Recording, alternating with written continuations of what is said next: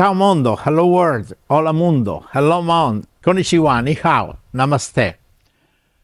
Dear friends, we are in Rome and we are at the Consensus Conference on hemoabsorption hemodialysis for chronic dialysis patients. This is a consensus conference that has been created by the International Renal Research Institute of Vicenza, and it is endorsed by all major scientific nephrological societies, including ERA, including International Society of Nephrology, and many national nephrology society from Europe, Asia, and Latin America. We had the opportunity to be supported by unrestricted grants from different companies. Approximately 10 sponsors are supporting the conference. And we have invited experts from all over the world to join and participate in a classic Delphi modified structure where we did some pre-conference reading of literature and data collection. In the conference, we're doing plenary sessions and breakout groups where questions and resolution and statements are identified. And the post-conference activity will be mostly devoted to writing a manuscript that should report the resolutions of this conference. We have experts from India, Indonesia, China, Philippines, and then Latin America, Brazil, and Argentina, Chile. And then we have from Europe, Greece, Belgium, Spain, Germany, France, Italy, etc., etc. So the important contribution of each of the experts will be to try to promote a standardization of the application of this new therapy.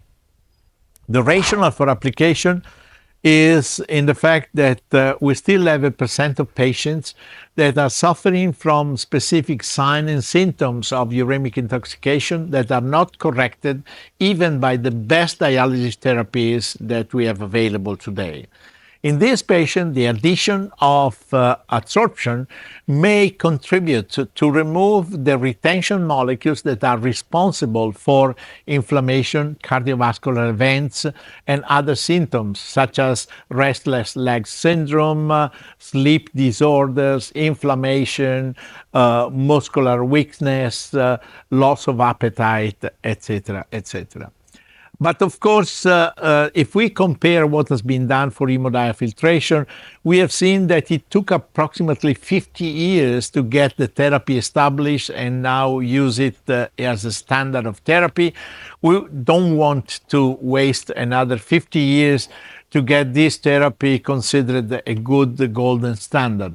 So the idea is to promote and stimulate a recommendation for the indications, for the application and prescription, and for the monitoring of the therapy in a way that we can also collect real-world data and homogeneous data sets that may allow us to draw conclusions even in the absence of the desired but difficult to do randomized control trials.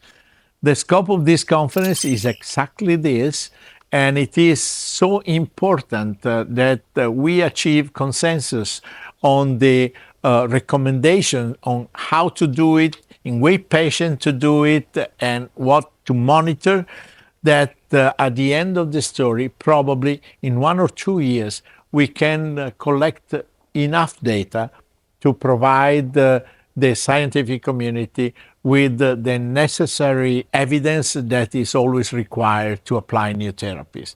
The endorsement by the scientific societies is a guarantee of the interest. The endorsement and support by the companies is also a very important aspect to consider, and the International Renal Research Institute of Vicenza is very proud to host this conference. With this, thank you very much for joining today, Cappuccino from Rome, Italy.